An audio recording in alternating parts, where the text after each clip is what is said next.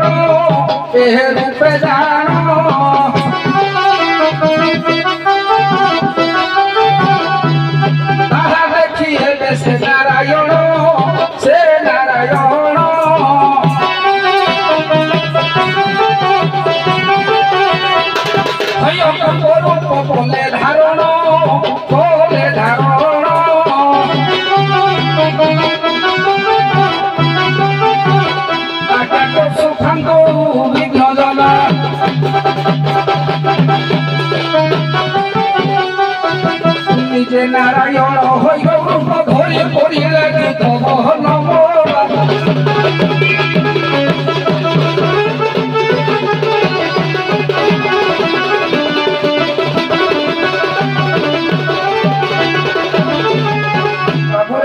अଯଥା ସମୟ ନବାନି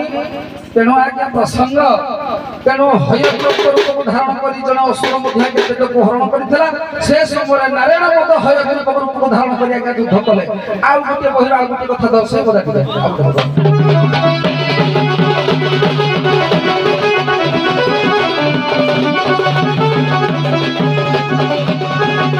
আজি বসক সভিবে গুণিকে ভারতীয় হবনা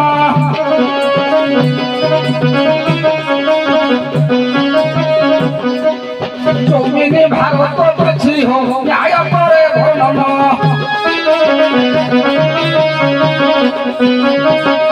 আয়া জমিনে ভারত ন্যায় হো লাগু করে ভনন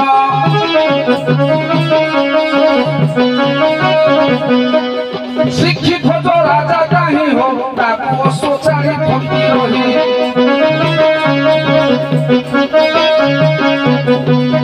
আর সে সময়ের অর্জুন হো তাকু অসোচারন্তি বহ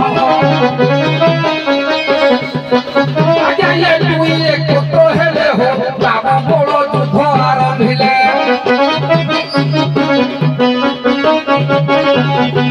আজ্ঞা তো সুফাঙ্গু বিদে ভোলে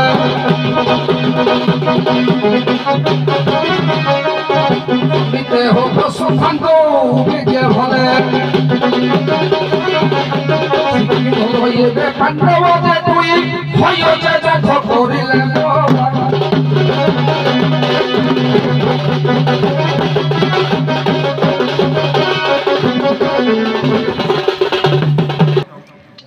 जे प्रभु नारायण हयग्रीव रूप हेले एवं जंगल में देखिले गोटे हयग्रीव गोटे असुर है सहित देखा पड़े युद्ध हेले या तो ताले ठीक अच्छे द्वितीय जो जिनटा से भी कहते कृष्ण ना विष्णु किंतु मोर किंतु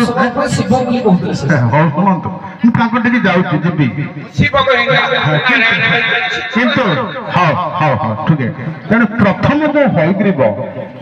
जीए से वास्तव किए कि कहीं नारायण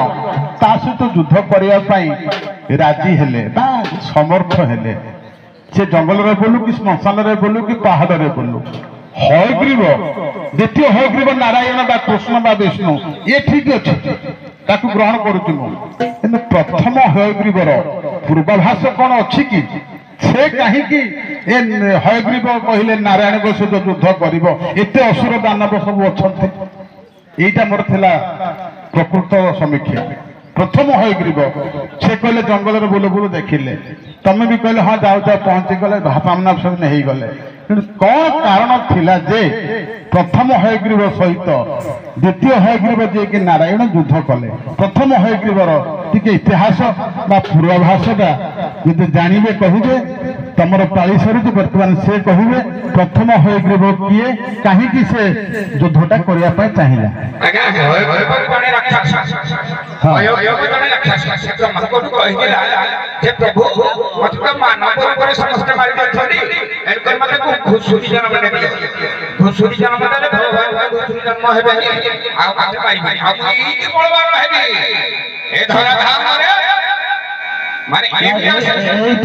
प्रदीप बाबू टे कथा रखुची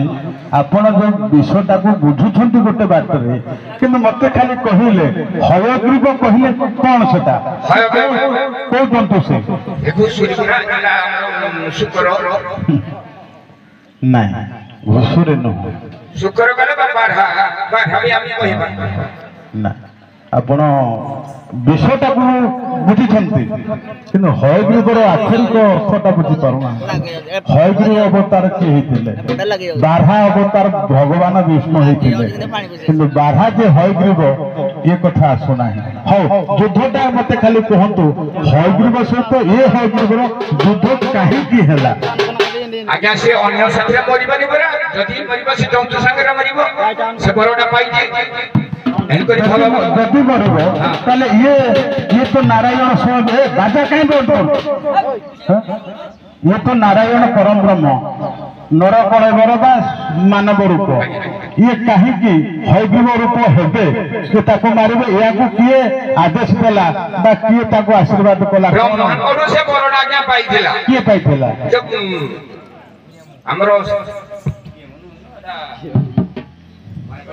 ହୟଗ୍ରୀବ ରୂପ ନେଇକି ମାରିଥାନ୍ତେ ଯଦି ସେ ବର ପାଇଛି ବିଷ୍ଣୁ କାହିଁକି ହୟଗ୍ରୀବ ହେଲେ ଆଜ୍ଞା ଧର ଆମକୁ ସାନ୍ତ୍ୱନା କରିବା ପାଇଁ କିଏ ଜନ୍ମ ହେଇଛନ୍ତି ବିଷ୍ଣୁ ନା ଆଉ ଧରି ପାରିଲେ ଆଜ୍ଞା ଦେଖନ୍ତୁ ହୟଗ୍ରୀବ କହିଲେ ଆଜ୍ଞା ଘୋଡ଼ାର ଘଟକ ହୟ କହିଲେ ଘୋଡ଼ା ଗ୍ରୀବ କହିଲେ ପାଟି ମଣିଷ ଶରୀର ଘୋଡ଼ାର ମୁଖ ହେଲେ ୟାକୁ ହୟଗ୍ରୀବ ବୋଲି କୁହାଯାଏ ଘୋଡ଼ାର ଅସୁବିଧା ହେଉଛି ହୟଗ୍ରୀବ ତେଣୁ ଆଜ୍ଞା ତ କିଛି କିଛି ମନେ ପଡୁଛି ବସୁଗ୍ରୀବ ଆଜ୍ଞା ଅଭିଶାପ ପାଇଥିଲା ଇଏ ହୟଗ୍ରୀବ ରୂପରେ ଆଜ୍ଞା ଦେବତା ମାନଙ୍କୁ କଷ୍ଟ ଦେଲା ଏ ହୟଗ୍ରୀବ ରୂପରେ ସେ ବଳ ପାଇଥିଲା ପୃଥିବୀ ପାତାଳରେ କଷ୍ଟ ଦେଲା ଭଗବାନ ଯେତେବେଳେ ହୟଗ୍ରୀବ ହେଲେ ହବାର ଥିଲା ଭଗବାନଙ୍କର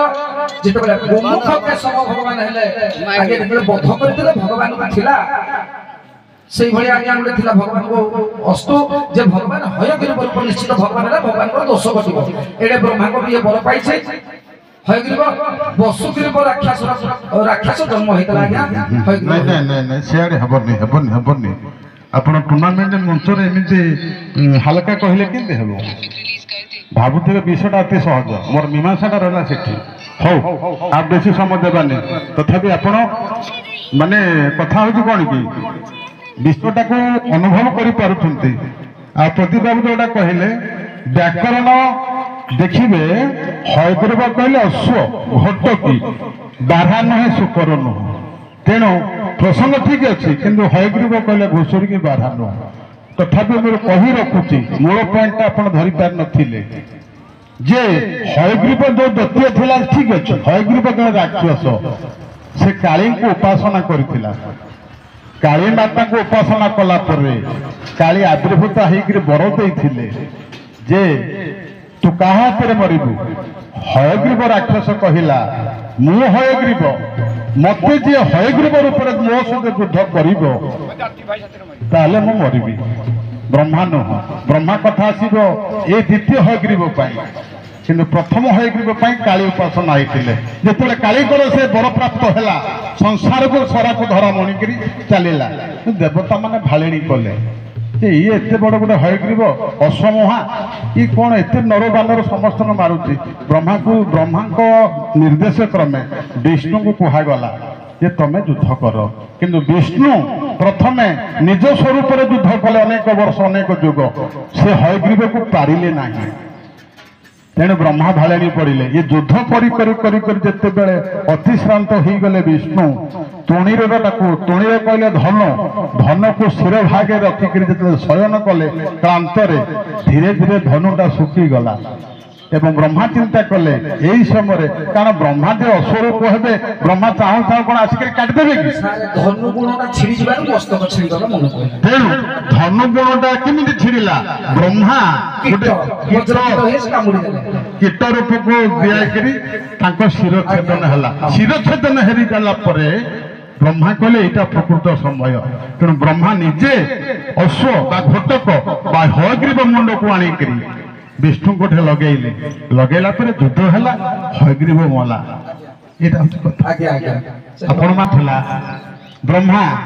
ସେ କୀଟର ନାଁଟା କ'ଣ ଏବେ ତ ସେ କହୁଥିଲେ ଆଜ୍ଞା ସେଟା ବିଭାଗରେ ଲେଖା ହେଇଛି ଆଜ୍ଞା ପର୍ଯ୍ୟଟକିତ ମୁଁ ତାକୁ କହିଦେବି ଆପଣ ଯେତେବେଳେ ସମୀକ୍ଷା କରନ୍ତି ବେଳେ ବେଳେ କୁହନ୍ତି ଆଜ୍ଞା ଏଇ ବହିରେ ଲେଖା ଅଛି ତେଣୁ କହିଦେଲି ବାସ୍ତବରେ ସେମିତି ଯୁକ୍ତି ଉପସ୍ଥାପନ କରିବା ସବୁ ଜାଗାରେ ଯଥାର୍ଥ ନୁହଁ ସେଟାର ଅଲଗା ଅଛି ନା ହେଲା ବଜ୍ରକୀଟ କିଏ ହେଇଥିଲା ଆପଣଙ୍କର ଅନେକ ଜାଗାରେ ଅଛି ଯୋଉ ଆମର ଶାଳଗ୍ରାମ ଜଳନ୍ଧର ଦ୍ୱିତୀୟ ବଧରେ ये जो होते जगन्नाथ बा विष्णु बज्रकीट होकर शोषण कले बृंदावतीଙ୍କର अभिशापे ये सब अच्छी कि बज्रकीट प्रयोग हेब ना ये गोटे कीट अच्छी तार स्वतंत्र ना अच्छी आपड़ से प्रसंग आसवे हौ विषयटा को अनुभव कर कहले किंतु सर्टकट पीरियड भितर मन पकईकि हयग्रीव को नेबाटा बड़ उपयोग थिला है से कीटर नाटा बज्रकीट नुह अन्य जहाँ गाई जहाँ कर ठीक अच्छी आपण उभय प्रस्थान